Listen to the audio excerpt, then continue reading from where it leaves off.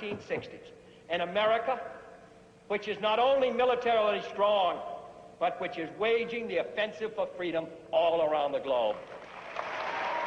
He had an obsession then about, I've got to get Castro, and he pushed us, and his brother Bobby did too. Every day, harder and harder, running those covert operations to try to get Castro. He was, in our view, a bad man, the head of a government that we wanted to destabilize, and as part of that destabilization program, we set out to assassinate him.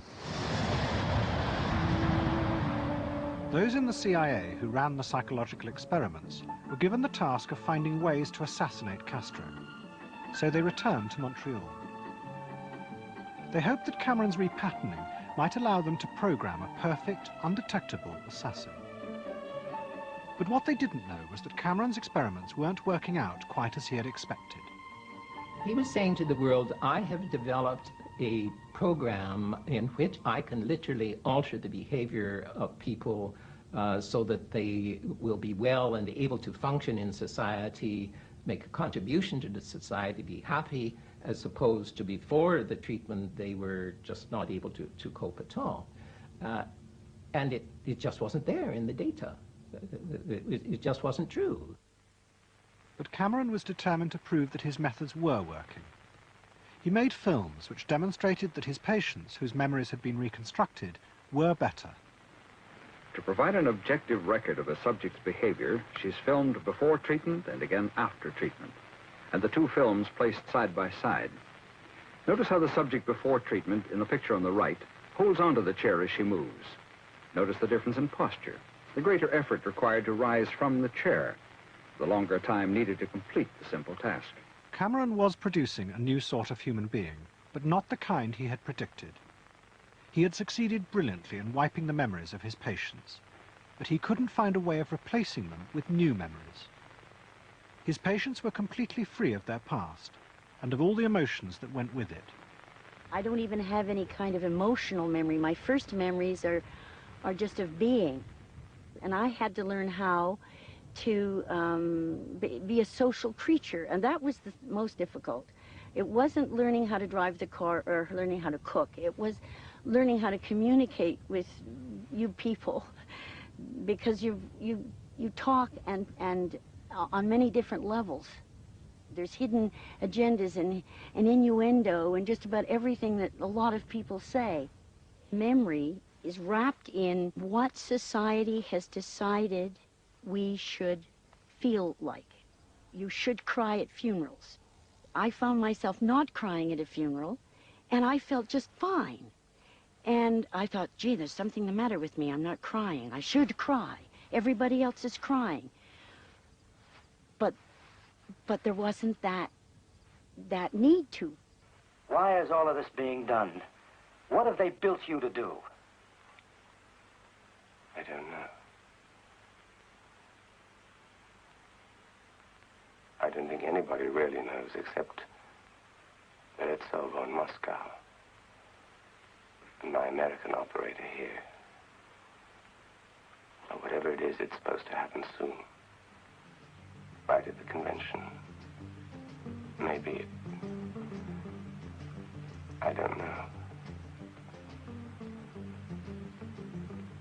They can make me do anything then, can't they? Anything.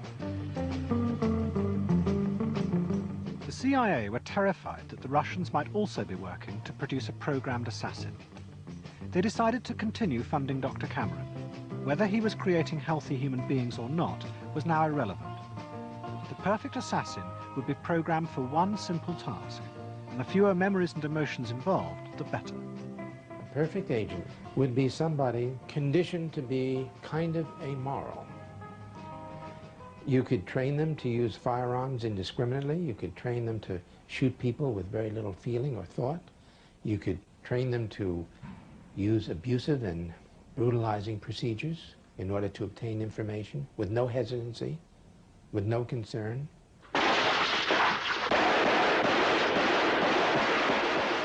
For example, I might not easily be able to go into a laboratory, take a knife, and cut a cat's head off. It's something that I would find very difficult to do. Now, in order to achieve that, you would have to deal with significant aspects of memory. Not having a memory is not knowing who you are, not having any sense of how to fit into the world. I didn't know it was not right to flirt at parties if you're a married person. I carried a dictionary with me for 5 years and would run into strangers' kitchens at parties trying to look up the words and trying to figure out what it was that was going on in the living room so that I could take part in it, because I wanted to. I wanted to be just like everybody else. And I knew I wasn't. I didn't know what the script was. I didn't know what the next cue was going to be. I didn't know who the actors were. I didn't know what the plot was. I didn't know what the end of the play was going to be. And it was very, very scary.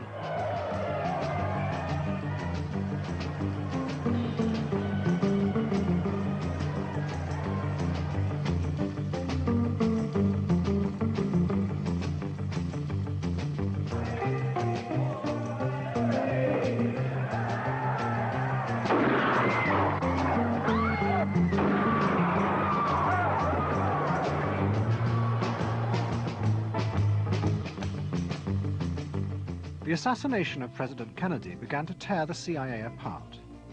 Some within the organization believed that Lee Harvey Oswald had been trained by the Soviet Union to kill the president.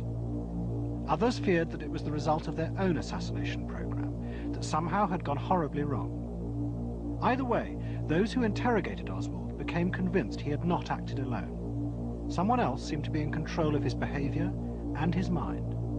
I was amazed that a person so young would have the self-control that he had. It was almost as if he had anticipated the situation. It was almost as if he had been rehearsed or programmed to meet the situation that he found himself in.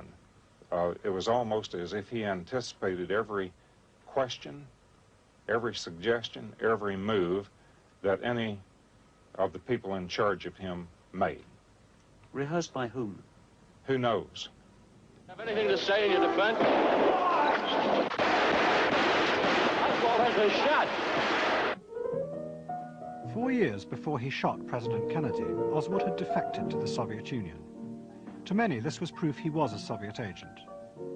But 2 months after his death, a KGB agent defected to America. His name was Yuri Nosenko. He told the CIA that his job had been to watch Oswald in Russia. He assured them that Oswald had never been trained by the KGB. It was the beginning of paranoia inside the CIA.